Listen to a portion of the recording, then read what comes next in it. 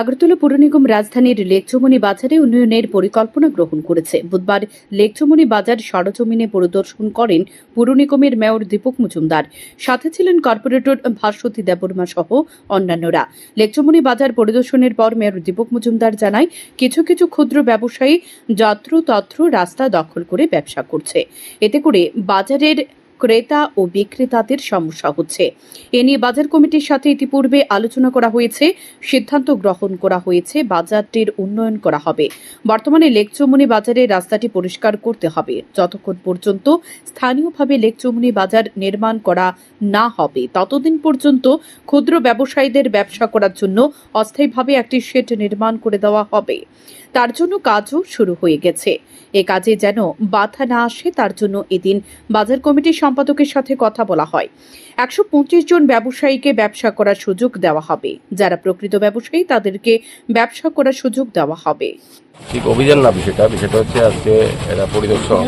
আমাদের কিছুদিন আগে আমরা লেকচুমনি বাজারে আমরা ভিজিট করেছিলাম। তারপর আমরা লক্ষ্য করলাম বেআইনিভাবে কিছু কিছু ক্ষুদ্র ব্যবসায়ী যত্রতত্র রাস্তা দখল করে ব্যবসা করছিল।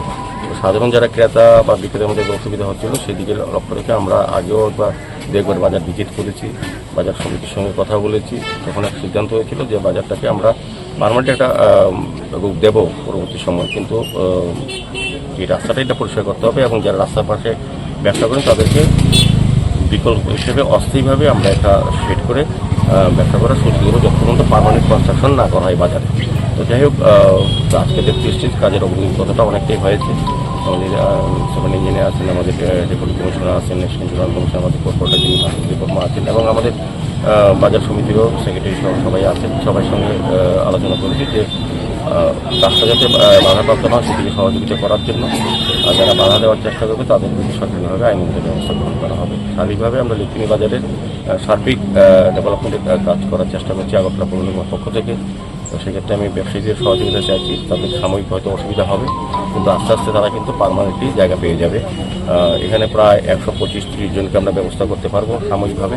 তো যারা ব্যবসা করতেন তাদের আমাদের কাছে লিস্ট আছে, ইচ্ছেগুলি নতুন করে লিস্ট তৈরি করা যাবে না এখন। আগের থেকেই আমাদের সার্ভে করা আছে, 2-3 সার্ভে হয়েছে। যারা এখানে ব্যবসা করতেন তাদেরকেই দেওয়া হবে। প্রকৃত যারা ব্যবসায়ী এবং ক্ষুদ্র ব্যবসায়ী তাদেরকে আমরা ব্যবস্থা করে দেবো যে কোনোভাবেই হোক। তো সময় লাগবে। আর আমি বলে দিয়েছি আজকে দিন অস্থায়ী এখানে যে শেডগুলি তোলা হয়েছে পরবর্তী সময় আবার আগে এটা আমরা ভেঙে দিয়েছিলাম, সরিয়ে দিয়েছিলাম, কিন্তু আবার যে কোনো কারণ হোক তারা তুলেছেন। তো তাদেরকে আমি অনুরোধ যদি সরিয়ে নিতে হয় আমরা সরিয়ে দেবো। তাদেরকেও ব্যবস্থা করা হবে পর্যায়ক্রমে। এদিকে এক ব্যবসায়ী জানায়, বাজারের মধ্যে 265 জনের মতো স্থায়ী ব্যবসায়ী রেজিস্টারভুক্ত ভাবে রয়েছে।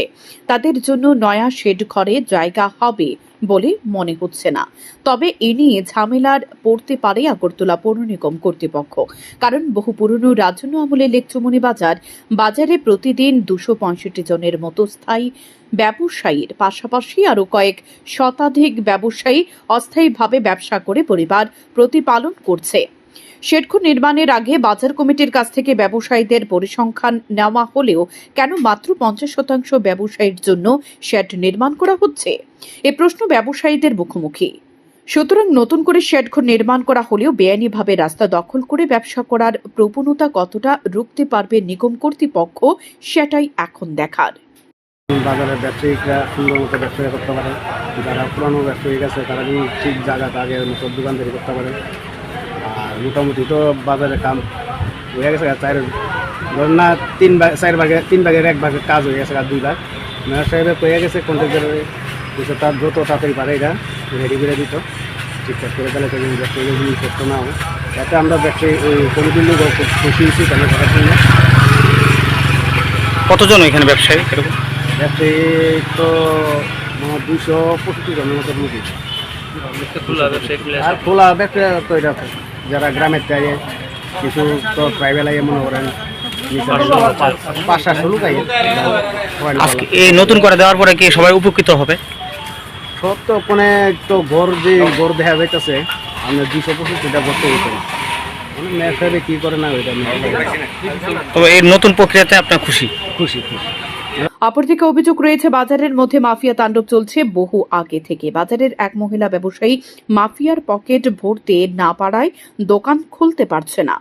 অসহায় ব্যবসায়ী মহিলা মেয়রকে কাছে পেয়ে এ বিষয়ে অবগত করেছেন। মেয়র আশ্বস্ত করেছেন বিষয়টি তিনি দেখবেন। শান্তন টিভি।